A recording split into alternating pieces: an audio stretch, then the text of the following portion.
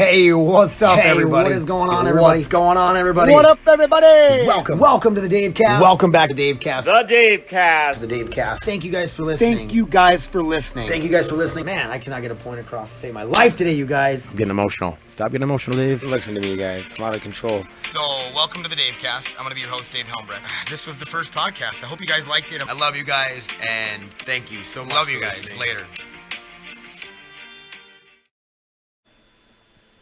Hey, what's up, you guys? Welcome back to the podcast. I appreciate you all for checking in and seeing how I'm doing, because I talk about it on here, right? Let you guys know what's up with Dave, what's on my mind. Politics. And I know I said I was going to get away from politics, but I'll make sure to label this podcast politics. So that way, if you're not into it, you don't have to listen. But shame on you. I honestly think everybody needs to be somewhat woke on the current political climate of our country. I think it's one of the biggest issues we have going on, and I think it's good in a way. The division is terrible, the arguing, the fighting, the two-party system, that they would rather fight and argue with each other than do what's right for the people at the moment, at the time. I've seen some funny memes about how it took them 8 months to get a $600 for their for stimulus, but yet it took them like 12 hours to fucking get the article dropped for impeachment of Trump. I don't know if that's true. No fact checking on here, you guys. It's what I hear. It's what I read. It's what I see. Yes, my social media is very right wing. I have a lot of ex-military, born and raised in South Dakota. Very conservative. My dad was a Democrat. Never really knew that because I don't know if he talked politics growing up, but I didn't listen. I didn't hear it. I was never into politics until after I got out of the military. When I was in the military, I didn't really, I don't know. Every time somebody brought up politics, it's like I didn't know what was going on. So it's like I can't really talk about it or didn't want to hear about it. But now I'm woke. I'm not even that deep into it. Like I don't look at like the bills that are being passed or go and read policies and stuff like that. Maybe I should, but I'm not trying to get that deep into it. I'm more stuck on like the hypocrisy of both sides. I think it's hilarious that both sides bitch at each other about the same shit. They're like little kids. And the first part of the hypocrisy that I want to talk about is Texas. As you guys know, Texas is having a state of emergency. And I made a joke on the last podcast about them having the fraction of the winter we have, and it's shutting them down. And Texas is supposed to be rough and tough, rowdy guys. But it is an emergency. People are without water, electricity, and food. And it is a problem. And I understand that their infrastructure isn't built any way like ours up here. We have to bury all our pipes below a frost line. And I think if they're even buried, they're like 6 inches under the ground. Their houses aren't insulated and made like ours. So I can see it being a problem. I can see them, there's a lot of struggle there. And I feel bad. And I hope the best for those people. And I think they'll be all right, though. I sit here and I think, I'm like, we've had winters where we had a winter one time when I was in high school where we didn't have electricity for a week. It was almost a week. Dad had propane heaters in the house. Our stove is a propane stove, so you would just open the stove up and run the stove for a while. And it was sub-zero temperatures. But like I said, our home was probably, we lived in a trailer house, so it couldn't be much better than some of the homes. So I'm just saying, like, I know I talk shit and I'm just trying to be funny and goofy. But for real, on a serious note, if you're in Texas, keep your head up and hope you're safe. So to get into the hypocrisy of things, Ted Cruz, senator for Texas, he took a trip to Cancun with his family. There was a bunch of like texts and calls and stuff that he had made, at the airport on his way there, on his way home and stuff. I didn't really look into all that. But is it bad that he left his state when it's in a state of emergency? Of course. He should have stayed there, man. He should have been on the front lines, helping people. If you really want the people to love you and trust you, a good leader is one that struggles and suffers with you until they get it figured out, or fixes it. You know what I mean? That's what I just said. But what comes to mind when this happens, and it's been on my mind a lot lately, it is these Democratic cities. Yes, there's probably Republican cities that struggle too, but the ones that really come to mind, like LA's homeless problem, Skid Row, I heard it's like, I don't even know how many homeless people. I don't fact check, 50,000, let's say. It's a lot of homeless people live in these tent cities and just destroy complete neighborhoods by living on the sidewalks. And Chicago, I know not all of Chicago is crime ridden, but is it Southside Chicago? It's bad, right? And why aren't people, even if I was a liberal and I was on the left side, like I like to think of myself as a centrist, open-minded person that thinks on both sides a little bit. I try to see the perspective of people on both sides. But obviously it's being seen through my lens. A guy who was raised in a conservative, small town, South Dakota, joined the military, which usually makes people somewhat conservative. And, so I'm seeing it through my lens, my perspective. And that's what I give you guys on here is my perspective, whether you like it or not. If I say something wrong, like I said, don't fact check. If I say something wrong, feel free to hit me up through email. If you got my number, call me, text me. Send me a message on Facebook and set me straight, or give me your perspective on it to try to educate me a little bit if I'm not making any sense sometimes, because I'm sure I don't make sense sometimes. Anyway, like I was saying, if I was a liberal, if I was on the left, if I was a Democrat, why don't you hold your own people? Why don't you hold those people responsible? The leadership for those cities that are falling apart. And I'm not trying to compare things, and I'm not trying to say like that. What Ted Cruz did is right, but I'm pretty sure both sides have had somebody during pandemic, during times of emergency, just dip out and not help. But we don't know. Is he helping? What can he physically do? He ain't going to fix no fucking water pipes. He ain't going to fucking go to the power plant and turn the power back on. So is he calling and talking to his people, or his advisors talking to him, and they're getting shit done over the phone, over Zoom calls, texts? I would like to think so. You know what I mean? I feel like the whole time he's in Cancun, he's probably on the phone, or, I don't think he was on the beach sipping Mai Tais. Fucking might have been. But the hypocrisy of like this dude fucking abandoned his state, when it's like there's cities, there's like tons of cities that it feels like they've been abandoned by their leadership as well, left or right. Doesn't matter who you are. And it's like I said, there isn't really anything Ted Cruz can really do physically, but I feel like these Democratic cities, like why, I feel like they could do something about it. Or if I was a Democrat, I would run against to try to be against the other Democrat that's not doing anything about your city. If, like, these places are going to vote in Democrats, be the Democrat that steps up and says Nancy Pelosi isn't doing shit for LA. Or is she San Francisco? I think she's LA. No fact checking. It's a huge part of this. It just, the hypocrisy of it, The one side's like, he abandoned Texas, and I don't think they'd talk like that. Texans would. If you're a Democratic Texan, maybe. He abandoned us when we needed him the most.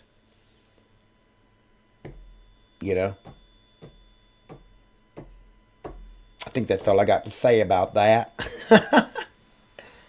It's my Forrest Gump.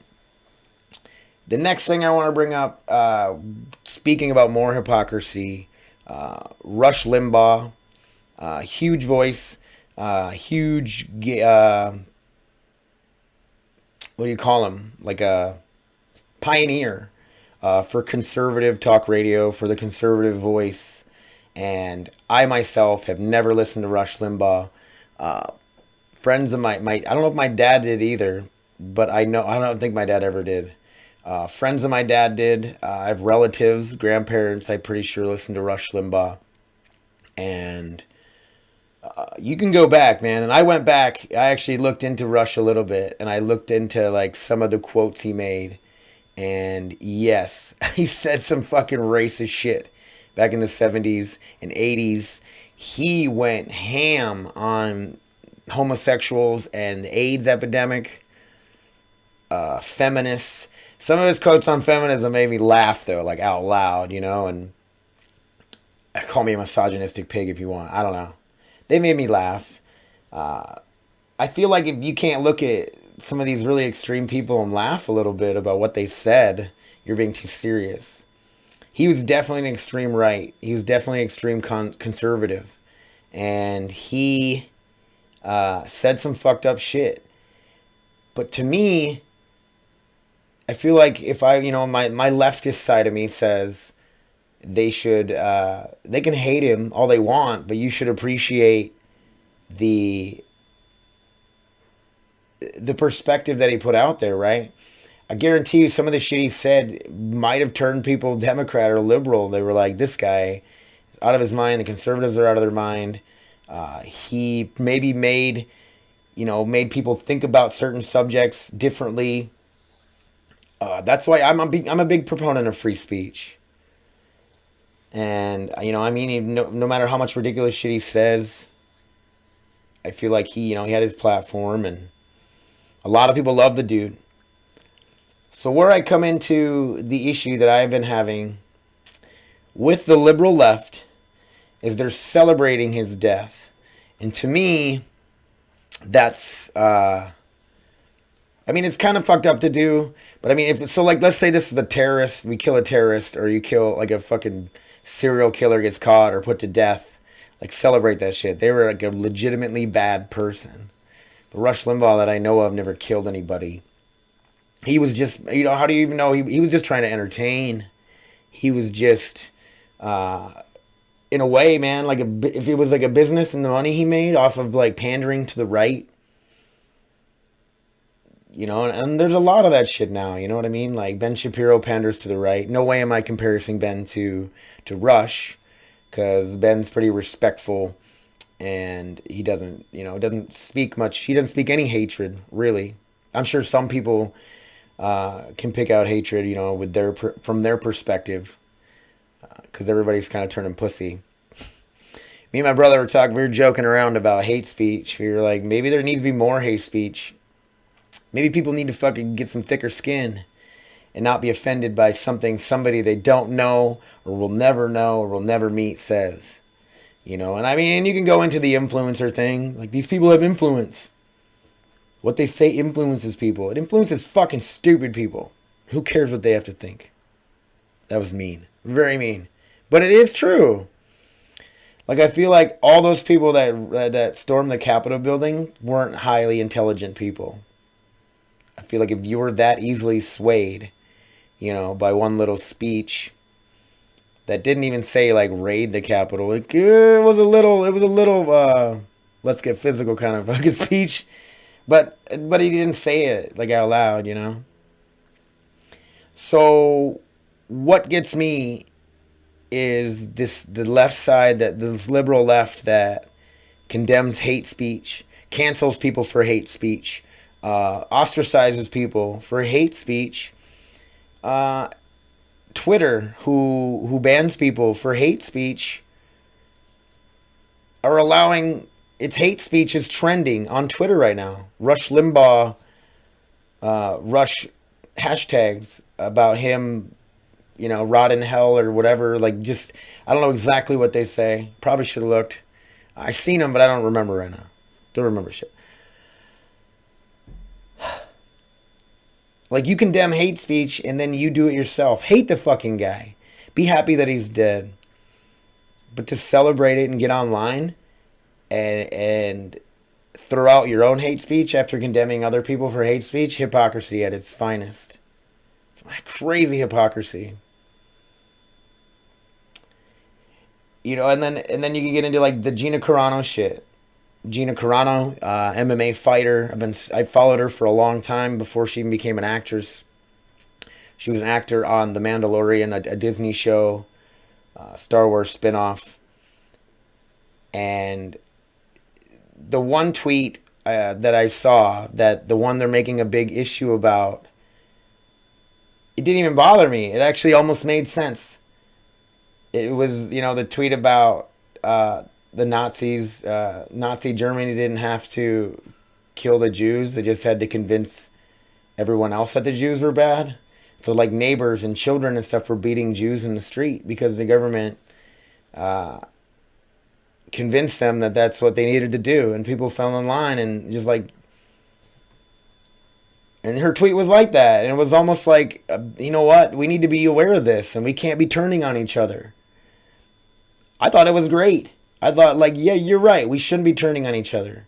Disney cancels her. It just... But then they say there's other people that work for Disney that have just worse tweets than that. Talking shit about, conservatives and the right and stuff. So I don't know. The hypocrisy here, and I'll try to dig into some hypocrisy from the right. I'm sure. I'm not seeing it, man. All I see is this fucking, the liberal left being a bunch of crybabies about speech, about things that hurt their feelings. And then they come right around. And whatever, man. I'm so right this fucking podcast. Not right, like correct. Like right, like conservative. Conservative side's coming out of me. But that's the Democrats that's doing that. Like, they're not convincing me in any fucking shape or form that I should be, understanding how they feel. Like, all I see is fucking whiny crybabies that want attention. It's me, man. I'm not a whiny crybaby, but I like attention, right? I don't know, you guys. That's... America right now, man, it's just, I don't understand, I hope I live long enough to see us push through this revolution. I don't know, you guys. Let's have more hate speech. I'm just kidding. Hate speech is bad, but that's like the definition of hate speech. The definition of violence. Like, I know fucking violence. I have seen violence. I have been surrounded by violence. I train in like what you would consider violence, a martial art that can get very violent. Words aren't violence. If you don't like what somebody has to say, just don't listen. I can't reiterate enough, like, you have these extremes on both sides, and trying to silence them, first off, is not free speech. They should be able to say whatever they want. You don't have to listen to them. You can mute them, you can block them. I understand that social medias are private companies, and if they don't want that kind of shit on there, then that's fine. But I feel like the left has such a stronghold on speech right now. And it hurts us, you guys. It really does. Hurts us as Americans. We're not going to grow. It's just going to be, we're going to hear from one side, and then the other side just gets more angry. Fuck, I hope this podcast made sense. Anyway, man, that's all I wanted to rant about. Politics and this country right now is fucking falling apart, man. I feel like other countries we're laughing stock of all these other countries. And when you're the champion, the champion of countries, which I thought of America as that one at one time. When you're the champion, other people want to see you fall. Haters out there want to see you fall. There's a lot of fucking haters right now that are just laughing at us. Laughing at our politics, our government, the way we just fall in line and we don't do anything to fix it. Other countries fucking storm their Capitol buildings and drag the dude out in the street and fucking murder him.